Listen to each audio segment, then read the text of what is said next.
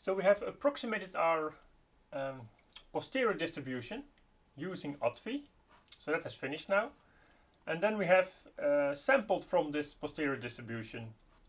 We drew 5,000 samples from the posterior. Yeah, so 5,000 different sets of weights for the different layers in our neural network. Because we're using OTFI, we can plot our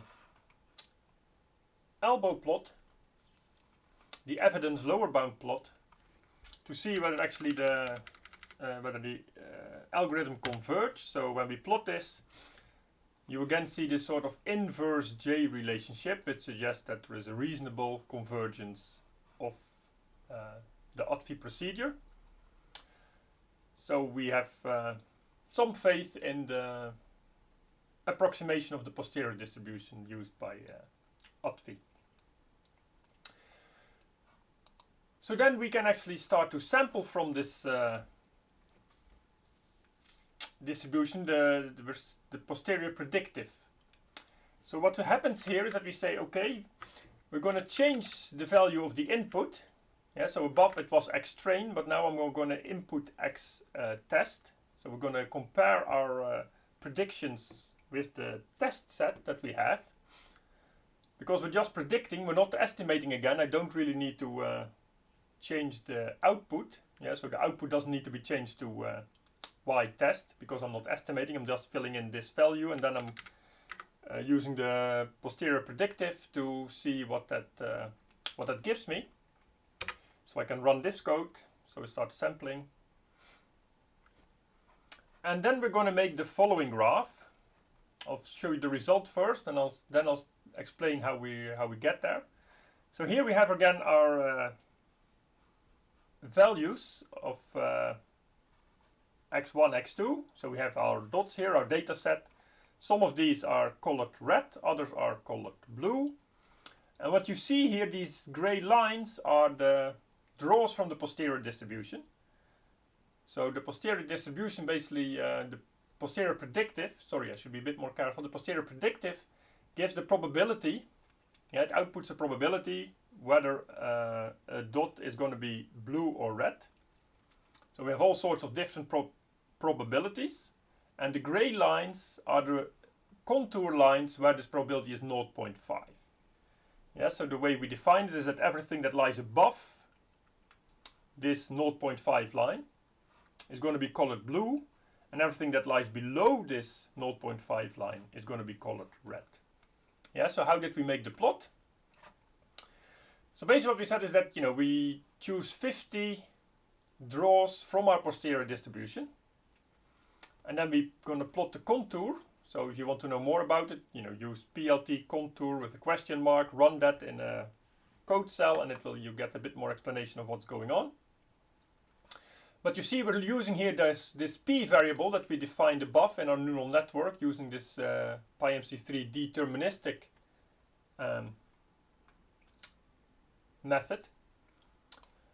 From the trace of p, I'm going to choose one of the posteriors, so I, and I is running from 0 to 49, not including 50.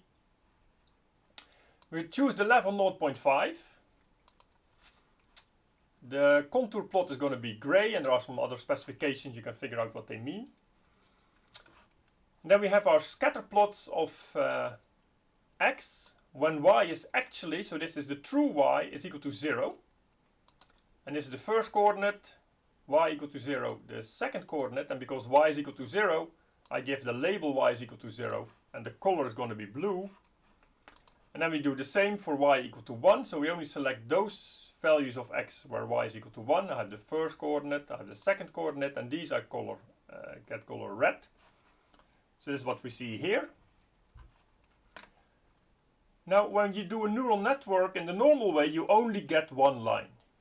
Yeah, so you don't really have a sense of how sure we are about that line, and the advance of the Bayesian approach is that actually we do get a sense of how sure we are about this line. Yeah, so for instance, what you can see here is that when I'm in this left bottom corner of the graph, I'm actually not very sure which things are red and which are blue. And similarly here, I have not a very good idea of where this boundary should be, and that's actually not so weird because I don't have observations in this area. Yeah, so it's very hard for the neural network to figure out how things should be classified when there are actually no observations in this area up here, and there are very few observations in this area up here. When we're here sort of around the mean, yeah, so we have mean of x1 equal to 0, here x2 equal to 0, then we're pretty sure how we should classify it. And once we start moving away from it, we are sort of less sure. And the reason why we're less sure is that, when you look, for instance, here, you can see that there are blue dots below the red dots. And similar here, I have red dots above the blue dots. So it's not possible to perfectly distinguish the blue and the red dots using this type of figure that we have here. And that causes some uncertainty for the network to understand how it should classify blue and red.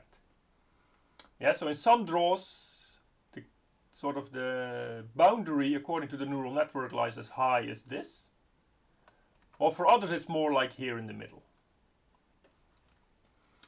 Yeah, so that's what you can learn from this figure, and now we're going to have a number of other figures sort of making the same point in different ways and using a color scheme that makes it clearer what we're trying to do.